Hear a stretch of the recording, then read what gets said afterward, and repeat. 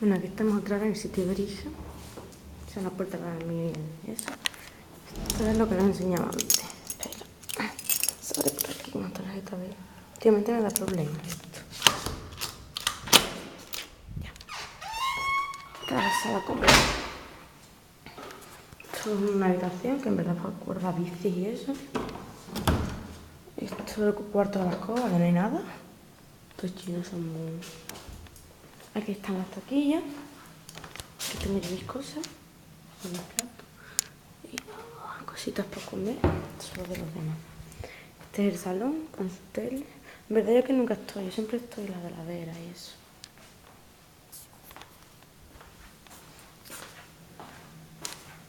Esta es la lavandería. Aquí limpio yo la ropa. Una lavadora. Una secadora. Y otra secadora. La plancha. No sé, más cosas. Y otra vez. La horna. Ya la cocina. Mi cocinita. Este es mi frigorífico. Mi 61.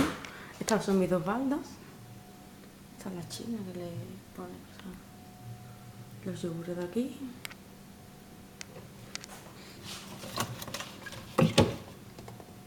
La leche de aquí. Los zumos de aquí, que por cierto está asqueroso.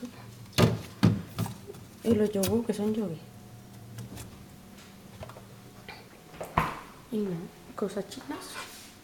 Ah, que hay una despensa que también tiene un montón de cosas chinas. Y decidme qué es eso. Y... ¿qué más? ¿Qué más? La mesa para comer. Otra puerta para salir a la mesa del ordenador, de la tele. Y aquí hay un balconcito.